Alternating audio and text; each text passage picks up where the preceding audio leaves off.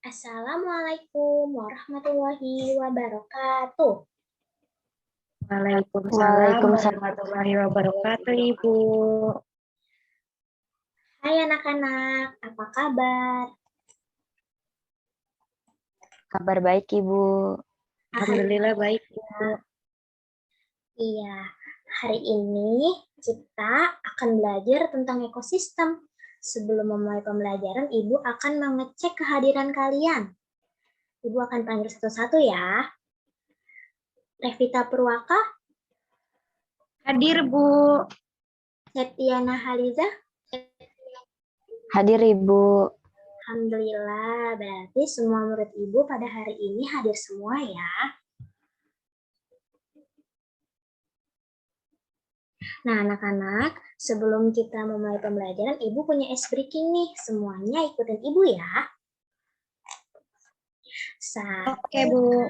Kanan, satu jari kiri, ku gabung jadi dua, jadilah jembatan tinggi. Dua jari kanan, dua jari kiri, ku gabung jadi empat, jadilah kamera cekrek. Tiga jari kanan, tiga jari kiri, ku gabung jadi enam, jadilah menara tinggi. Empat jari kanan, empat jari kiri, ku gabung jadi delapan, jadilah kelinci lucu. Lima jari kanan, lima jari kiri, ku gabung jadi 10, marilah berdoa. Nah, anak-anak, selanjutnya mari kita membaca doa sebelum belajar. Nah, siapa yang mau memimpin doa? Coba Septi. Baik, Ibu. Sebelum kita memulai pembelajaran, alangkah baiknya kita berdoa terlebih dahulu ya. Berdoa dimulai.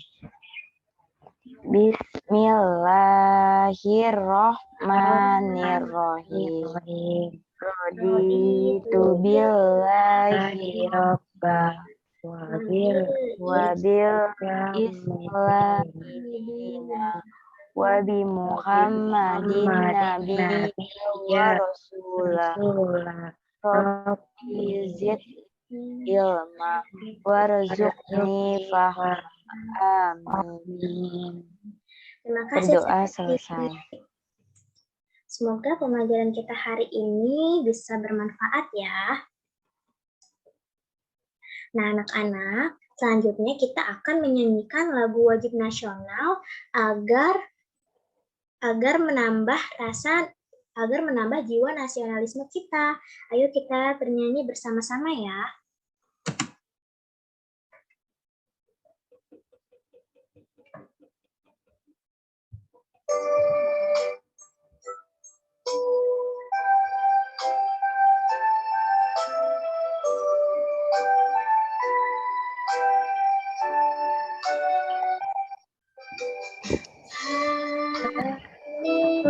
Satu nusa, satu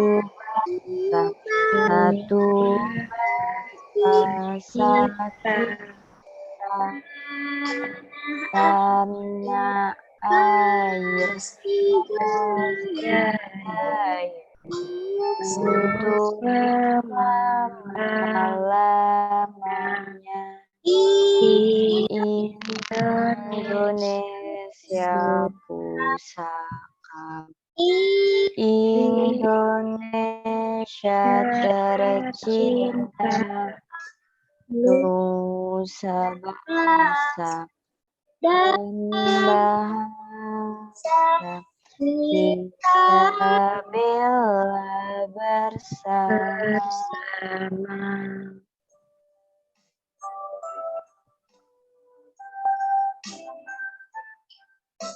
Kita nyanyi sekali lagi, semuanya ikut bernyanyi. Satu nusa, satu bangsa, satu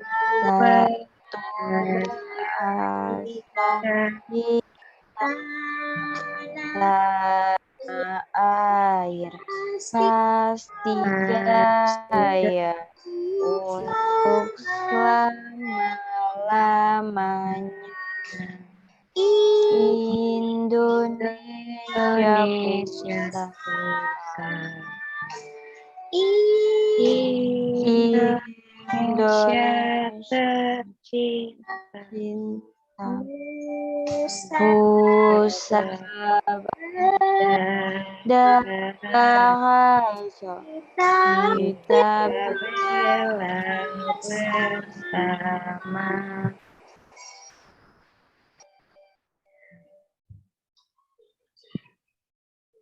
Nah, anak-anak, setelah kita bernyanyi Satu Nusa Satu Bangsa, Ibu akan menyampaikan tujuan pembelajaran kita hari ini. Tujuannya yaitu siswa mampu menganalisis komponen ekosistem terkait dengan bagian-bagiannya dan mengaitkannya dalam dunia nyata. Lalu, siswa mampu menggolongkan hewan berdasarkan jenis makanannya secara benar. Dengan melakukan pengamatan dan pengumpulan informasi, siswa mampu membuat bagan berdasarkan jenis makanan hewan. Selanjutnya, setelah menyimak video pembelajaran yang Ibu tayangkan, siswa dapat membuat diagram daur hidup 3 hewan yang mengalami metamorfosis. Nah, sebelumnya kita kan sudah mempelajari tentang bagian-bagian tubuh hewan dan manusia ya. Nah, selanjutnya kita akan mempelajari tentang ekosistem hewan. Bagian hidup dan tak hidup pada sebuah lingkungan. Bagian hidup dan tak hidup pada sebuah lingkungan saling berinteraksi dan saling bergantung satu sama lain. Interaksi antar makhluk hidup dan benda-benda tak hidup pada sebuah lingkungan disebut ekosistem. Nah, contohnya seperti yang ada di gambar ini ya. Nih. Di sini ada air. Air termasuk dari benda yang tak hidup. Nah, terus lalu di sini ada gajah. Gajah termasuk hewan hidup kan? Nah, gajah ini berinteraksi dengan air dengan cara gajah meminum air agar menghilangkan rasa haus dari gajah. Nah, terus juga di sini ada jerapah. Jerapah termasuk dari makhluk hidup. Nah, jerapah ini makannya apa ya? Ada yang tahu? Ada yang tahu? Daun, Bu. Iya, jerapah ini makan daun yang ada di pohon. Jerapah dan pohon saling berinteraksi. Nah, interaksi tersebut disebut dengan ekosistem. Nah, komponen ekosistem terbagi menjadi 2. Yang pertama itu ada biotik. Biotik, komponen hidup yang ada di alam dan meliputi semua makhluk hidup. Nih, contohnya seperti ada tumbuhan, ada manusia, dan ada hewan. Selanjutnya, komponen yang tidak hidup disebut abiotik. Komponen-komponen abiotik itu ada tanah, air, udara, dan juga matahari.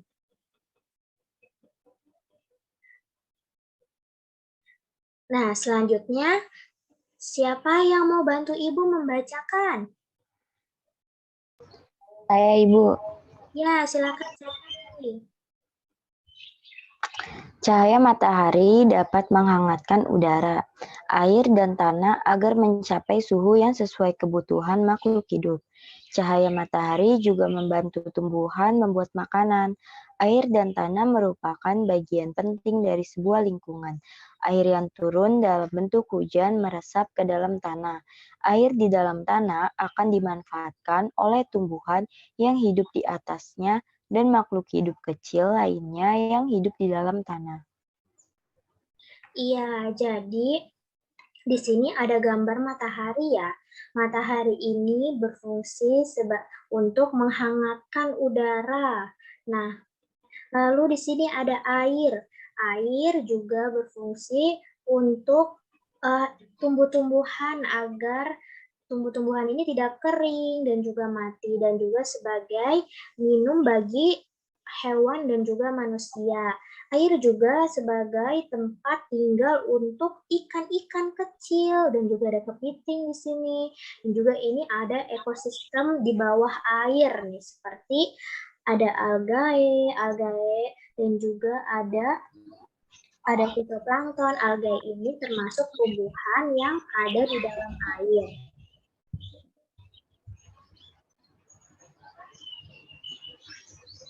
Selanjutnya akan dibacakan oleh Ibu Cerita.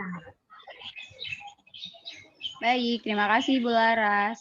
Nah, selanjutnya kita akan mempelajari tingkatan ekosistem.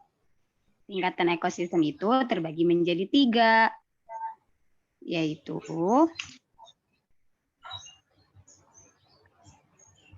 ada individu, populasi, dan komunitas. Yang pertama yang akan Ibu jelaskan yaitu individu. Nah, individu merupakan makhluk hidup tunggal atau hanya satu. Contohnya, 1 ekor gajah, 1 ekor burung, satu buah pohon cemara. Tempat individu tinggal disebut habitat. Kemudian ada populasi. Populasi adalah gabungan dari individu-individu sejenis pada suatu daerah tertentu. Populasi yang ada di bumi yaitu populasi manusia, populasi hewan, dan populasi tumbuh-tumbuhan. Contohnya populasi bunga matahari pada sebuah taman bunga. Nah, dan yang ketiga yaitu komunitas. Komunitas adalah kumpulan beberapa populasi yang berbeda dan mempunyai hubungan saling berinteraksi satu sama lain pada waktu dan daerah tertentu. Contoh komunitas yaitu komunitas padang rumput. Terdapat populasi kambing dengan populasi rumput saling berhubungan satu sama lain karena populasi rumput menjadi makanan bagi populasi kambing. Seperti itu anak-anak. Selanjutnya, seperti halnya manusia, hewan juga memerlukan makanan untuk mendapatkan energi. Akan tetapi, hewan mempunyai jenis makanan tertentu, baik berupa tumbuhan maupun berupa hewan lainnya.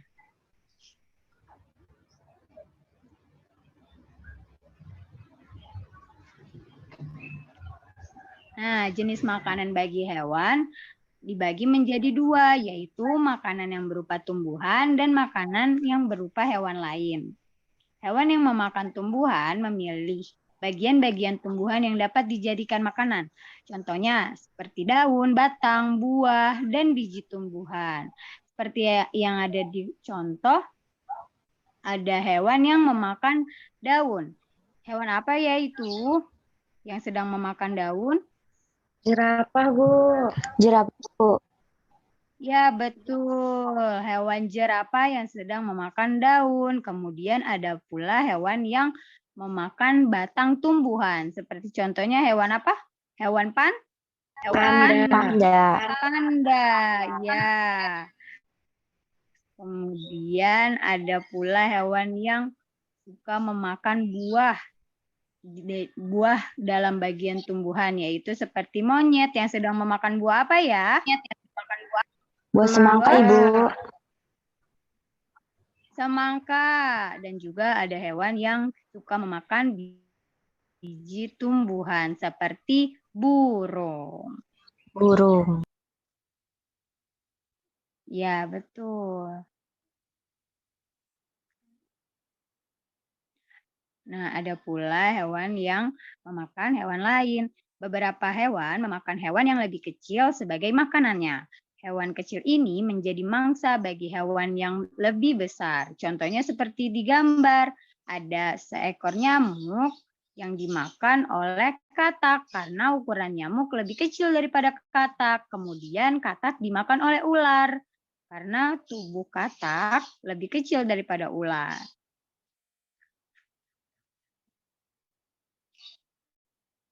Selanjutnya, penggolongan hewan berdasarkan jenis makanannya. Yang pertama ada hewan herbivora. Herbivora adalah hewan yang memakan berupa tumbuhan seperti rumput, daun-daunan, biji-bijian, dan buah-buahan. Nah, seperti contohnya nih anak-anak, ada hewan kambing. Kambingnya sedang memakan apa ya? Sedang memakan rumput, Bu. Sedang memakan rumput. Hewan apa lagi yang suka memakan rumput, anak-anak? Ada yang tahu? Gajah, Kelinci, sapi, jerapah, Kelinci. Iya nih, kelinci. Kelinci suka makan apa?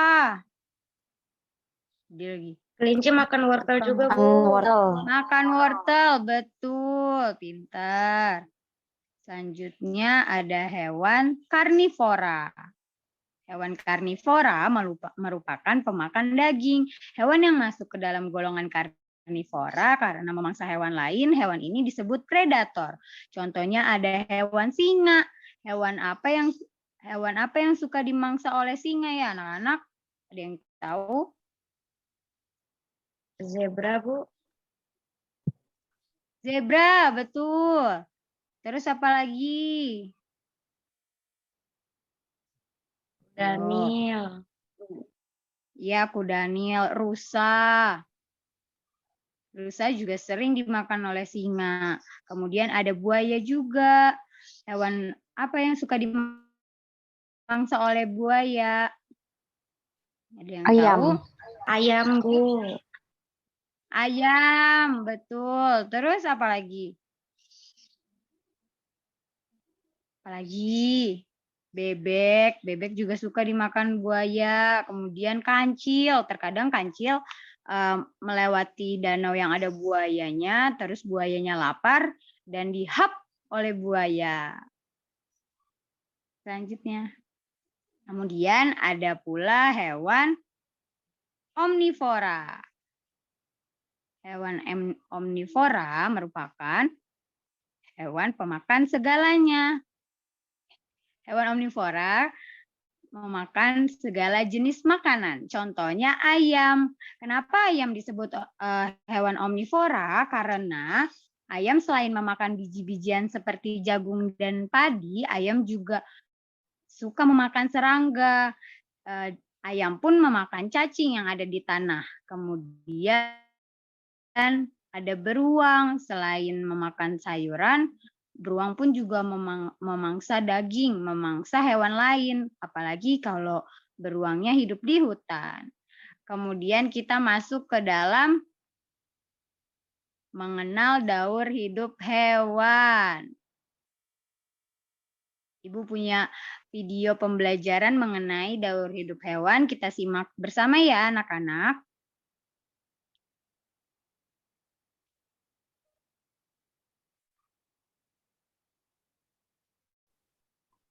Assalamualaikum warahmatullahi wabarakatuh. Apa kabar anak-anak semua hari ini?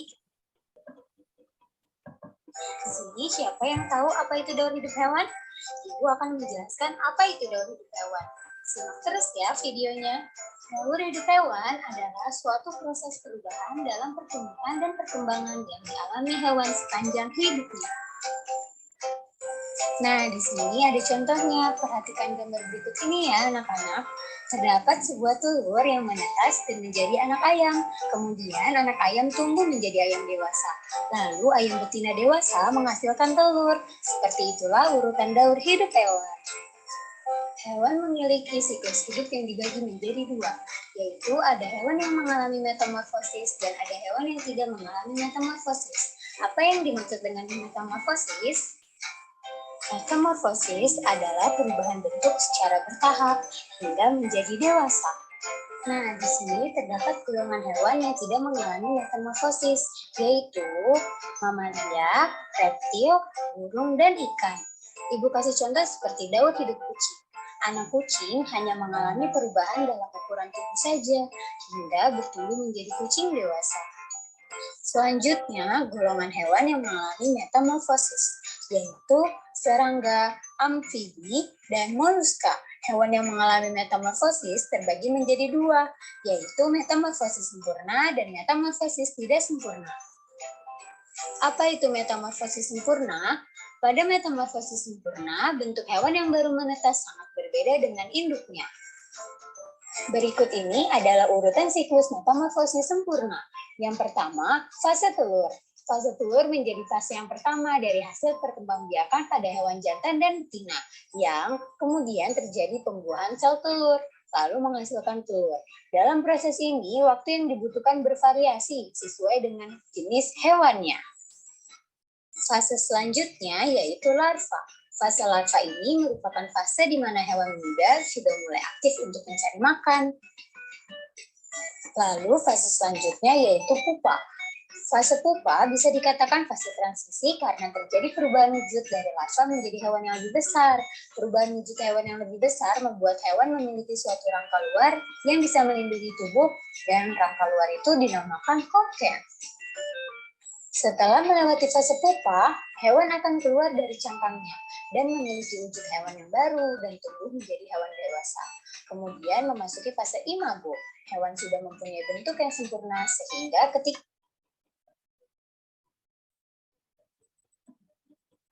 mencari makan dan mencari habitatnya tidak akan sama lagi seperti saat di fase larva. Selain itu, pada fase imago, hewan akan melakukan fase reproduksi atau melakukan perkawinan antara hewan jantan dan betina. Nah, anak-anak bisa perhatikan ya, di sini ada contoh hewan yang mengalami siklus metamorfosis sempurna, yaitu hewan kupu-kupu. Kupu-kupu menghasilkan telur karena pembuahan sel telur yang dilakukan oleh kupu-kupu jantan dan betina. Kemudian, setelah telur menetas, ia akan berubah menjadi ulat. Jika ulat sudah tumbuh dewasa, ulat itu akan menjadi sebuah kepompong yang terbuat dari benang alami yang dihasilkan dari daun-daun yang ia makan. Setelah melewati fase yang panjang, ulat yang terdapat pada kepompong akhirnya berubah menjadi kupu-kupu dewasa yang sangat indah. Contoh selanjutnya yaitu hewan katak. Katak betina menghasilkan telur. Setelah telur menetas, telur katak akan berubah menjadi berudu. Lalu berudu akan terus tumbuh hingga menjadi berudu dua kaki yang berfungsi untuk melompat. Berudu dua kaki akan terus tumbuh hingga memiliki 4 kaki. Setelah melewati fase berudu 4 kaki, katak akan mengalami fase katak muda yang dimana akan mengalami perubahan secara fisik. Seperti ekornya yang memendek, mulutnya yang melebar. Kemudian katak muda pun bertumbuh menjadi katak dewasa yang tidak memiliki ekor dan bernafas menggunakan paru-paru. Berikutnya adalah metamorfosis tidak sempurna. Apa itu metamorfosis tidak sempurna? Pada metamorfosis tidak sempurna, bentuk hewan yang baru menetas mirip dengan induknya, tetapi ada bagian-bagian yang belum terbentuk. Misalnya seperti bagian sayap. Nah, anak-anak perhatikan ya, ini adalah urutan siklus hewan yang mengalami metamorfosis tidak sempurna. Yang pertama, fase telur.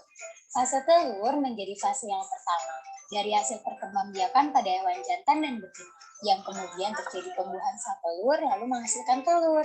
Dalam proses ini, waktu yang dibutuhkan bervariasi sesuai dengan jenis hewannya. Fase selanjutnya adalah nimfa. Di dalam telur, bayi-bayi hewan tersebut akan hidup dan tumbuh organ tubuh mereka, mulai terbentuk dan berfungsi. Jika semuanya sudah siap, telur ini mulai menetas dan menyerupai bentuk induknya, tetapi dengan versi yang lebih kecil. Setelah melewati fase nimfa, hewan akan memasuki fase imago, yang dimana hewan tersebut akan tumbuh menjadi hewan dewasa, sehingga dapat bereproduksi dan mencari makan sendiri. Perhatikan ya anak-anak, di sini Ibu memiliki contoh hewan yang mengalami metamorfosis tidak sempurna, yaitu belalang. Kita perhatikan siklus belalang dengan panah ke kiri ya anak-anak. Belalang betina bertelur lalu menghasilkan telur. Di dalam telur, bayi belalang hidup dan tumbuh, sampai akhirnya dapat menetas. Setelah menetas, bayi belalang akan keluar dari cangkangnya dan mencari makan. Saat menjadi nimfa, pada awalnya hanya mengandalkan kaki-kaki kecil untuk merayap di ranting tanaman. Fase nimfa berlangsung selama 30-40 hari hingga menjadi belalang dewasa.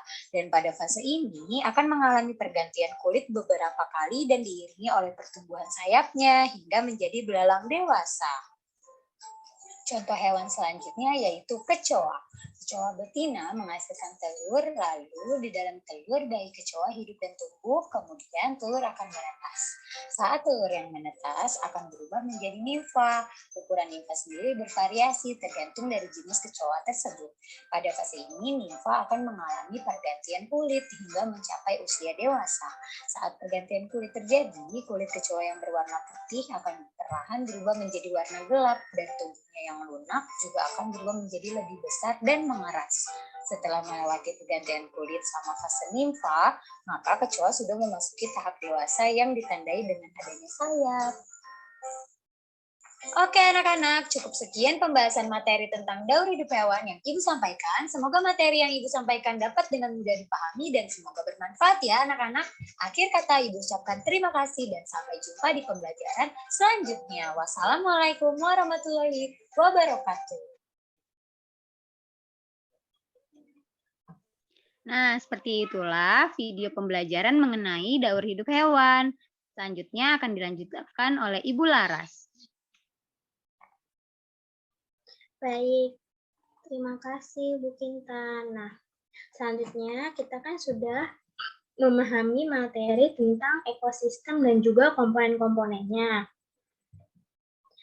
Nah, sekarang kalian coba perhatikan dua gambar yang ada di PPT Ibu ini.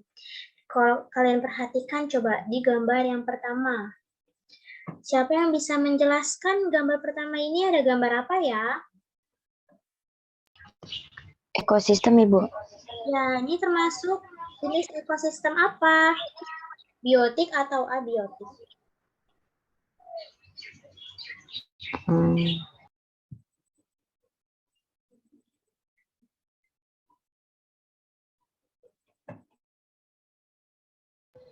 Abiotik, Ibu. Ya, betul. Ini termasuk komponen abiotik. Kenapa? Karena ada Matahari, Bu. Nah, terus ada apa lagi nih? Ada air ya. Air. Terus ada udara. Dan di gambar ini tidak ada gambar makhluk hidupnya. Nah, selanjutnya yang di gambar yang kedua ini, adalah jenis ekosistem. Biotik, Ibu. Nah, betul. Kenapa? Karena di sini ada makhluk hidup. Ada makhluk hidupnya. Sini tuh terlihat di sini ada gorila, ada bantengnya, ada rusa, terus ada monyet, ada buaya juga, lalu ada burung-burung dan ada banyak tumbuh-tumbuhan.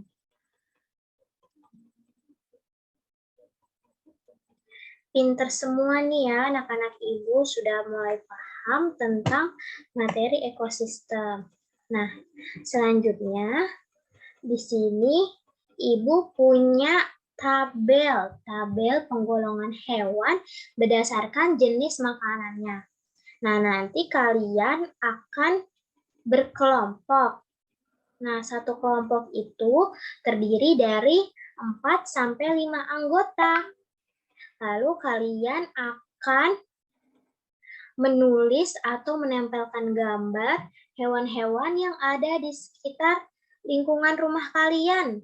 Lalu kalian tulis jenis makanannya apa dan hewan tersebut itu termasuk golongan makanan tumbuhan atau hewan, herbivora, karnivora, atau omnivora. Nah, kalian tulis di sini sebanyak 5 hewan saja ya.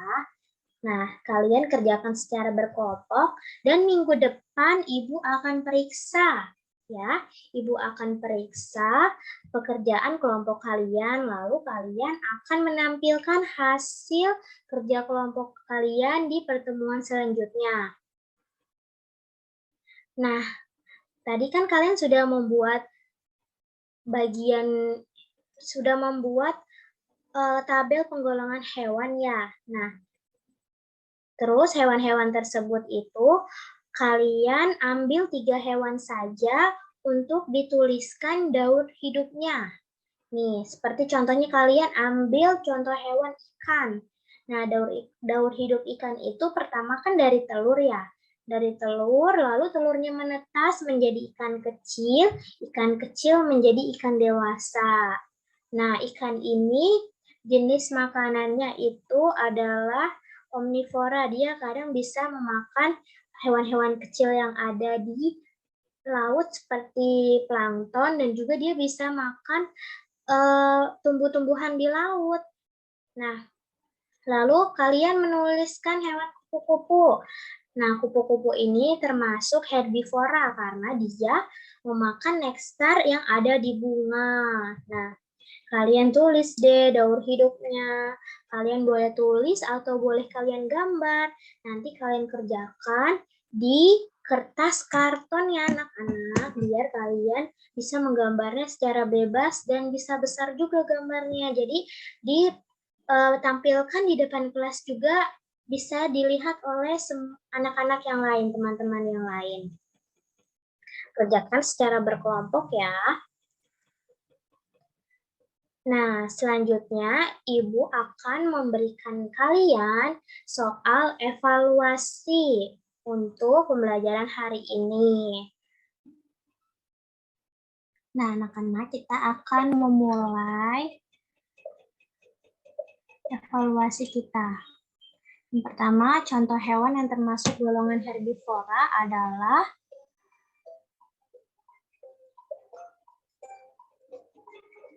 jawabannya apa ya? Yang merah, Bu. Salah lagi.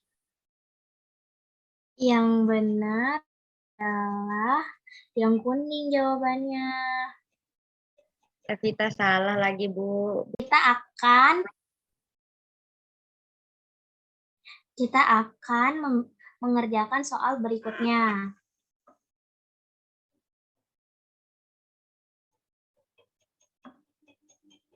Nah, selanjutnya perhatikan gambar di bawah ini.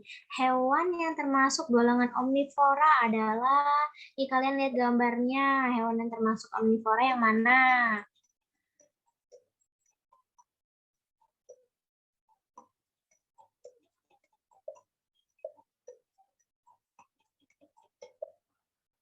Ya, betul, semuanya betul, hebat. Ya. Ibu ya.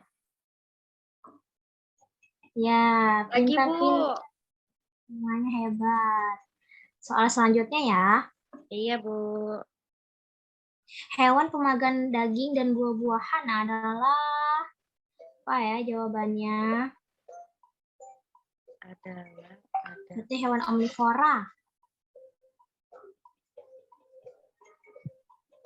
Apa jawabannya?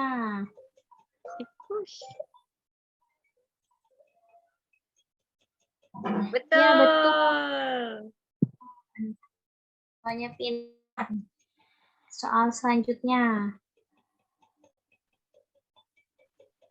Hewan di bawah ini yang mengalami metamorfosis.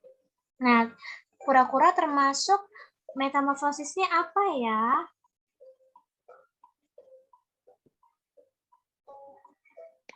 Sempurna ya, Bu. Jawabannya nanti. Salah lagi saya, Bu. Jawabannya apa, Bu? Yang benar, Bu. Evita Jawabannya salah. adalah, oh ya, jadi kura-kura ini adalah metamorfosis yang dengan metamorfosis tapi tidak sempurna. Ini di sini nih Ibu inputnya. Ibu belum benerin. Maaf ya anak-anak. Oh iya, Bu. Soal selanjutnya. Metamorfosis perubahan bentuk hewan sebelum dewasa dan sesudah dewasa sama sekali berbeda. Pernyataan tersebut adalah benar atau salah. True itu benar dan false itu salah. Ini contohnya seperti kupu-kupu nih. Kupu-kupu itu metamorfosis sempurna. Bentuknya sama sekali berbeda. Betul atau salah? Betul. Ya, betul. Hebat. Ya, semuanya. Wih, Septi nih. Septi ingin membalap Virus Natania. Soal selanjutnya. Contoh hewan peliharaan di bawah ini termasuk golongan karnivora. Pernyataan tersebut betul atau salah ya?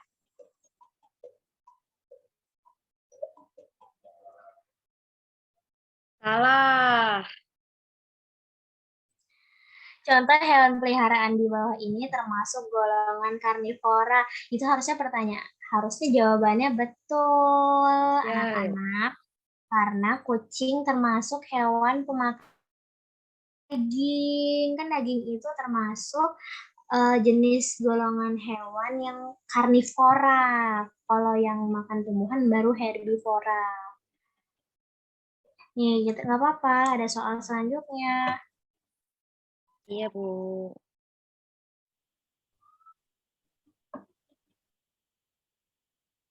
Nih, skornya virus masih memimpin. Selanjutnya, berikut ini adalah komponen ekosistem yang disebut. Nah, ini termasuk jenis ekosistem apa? Biotik, abiotik, individu, atau kelompok?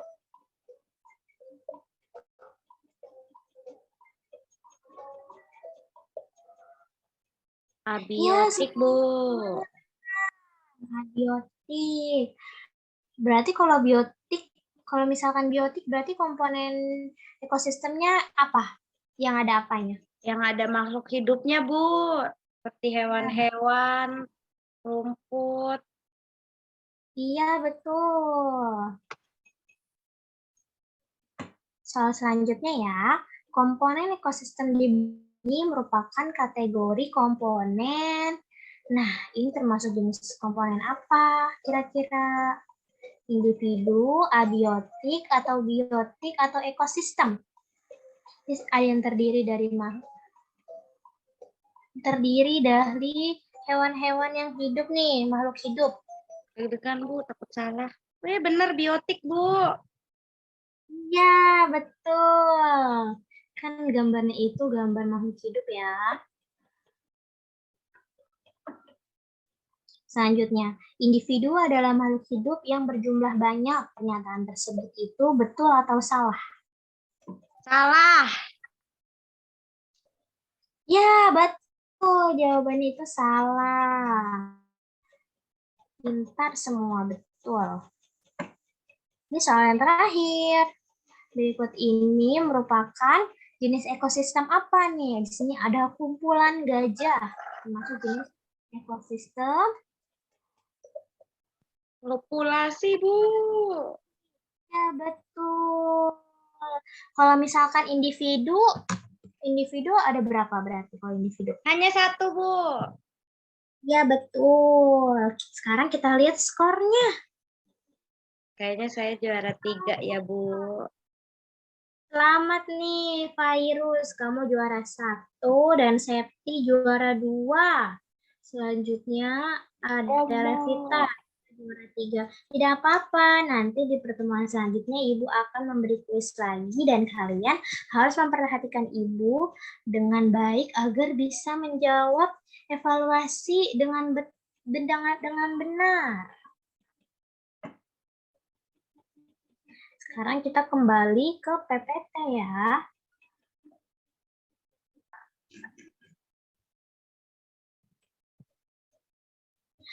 Nah, anak-anak, setelah kita mengerjakan soal evaluasi yang tadi sudah Ibu berikan di Kahoot, Ibu akan menanyakan kepada kalian, sekiranya ada soal yang tadi Ibu berikan yang kalian tidak tahu jawabannya, atau selama materi ini ada yang kalian masih kurang paham, silahkan ditanyakan kepada Ibu. Ada yang ingin bertanya?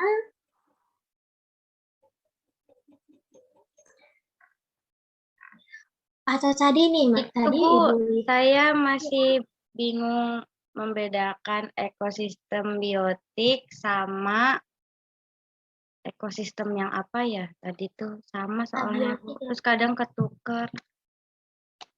Yang biotik dan abiotik. Iya, Bu, kayaknya deh. Nah, jadi ekosistem itu kan dibagi menjadi 2 bagian ya. Yang pertama itu ada biotik. Nah, biotik ini adalah bagian ekosistem yang terdiri dari makhluk hidup. Jadi makhluk hidup saja gitu, seperti manusia, seperti tumbuhan, dan hewan-hewan. Sedangkan kalau abiotik itu komponen ekosistem yang terdiri dari yang tidak hidup. Yang tidak hidup itu seperti batu, terus seperti udara, seperti matahari, air, dan masih banyak lagi. Jadi seperti itu. Nah, terus kan tadi ada ini ya, ada individu, populasi, dan ekosistem ya, Revita ya. Yang masih belum paham ya? Iya, Bu. Apakah itu? Iya, kalau individu itu makhluk hidup yang jumlahnya hanya satu saja, hanya satu, dia sendirian, individu. Terus yang kedua itu ada populasi. Kalau populasi itu kumpulan dari individu-individu. Jadi misalkan sekelompok manusia. Jadi manusianya ada banyak. Itu namanya individu. Terus ada sekelompok burung. Jadi hanya satu jenisnya burung, tapi dia berjumlah banyak, itu disebut populasi. Nah, terus yang terakhir ada komunitas. Komunitas itu terdiri dari berbagai macam individu yang berada di suatu daerah tertentu. Nah, mereka ini saling berhubungan satu sama lain. Ini contohnya seperti kumpulan gajah yang sedang di hutan. Nah, kumpulan gajah berarti gajinya banyak kan. Nah, gajah ini memakan tumbuh-tumbuhan atau memakan pohon. Nah, interaksi tersebut disebut komunitas. Seperti itu, apakah sudah paham, Revita? Iya, Bu. Sudah dipahami. Ya, alhamdulillah berarti materi hari ini sudah selesai dan semuanya sudah memahami ya materi yang Ibu berikan. Nah, selanjutnya kita akan baca doa setelah belajar. Ayo kita baca doa bersama-sama. Bismillahirrahmanirrahim. Subhanaka Allahumma wa bihamdika asyhadu alla la ilaha illa anta astaghfiruka wa atubu ilaik. Assalamualaikum warahmatullahi wabarakatuh. Waalaikumsalam warahmatullahi wabarakatuh. Terima kasih Bu Kintan dan Ibu Laras. Ya, terima kasih. Ya, terima kasih kembali. Sama-sama.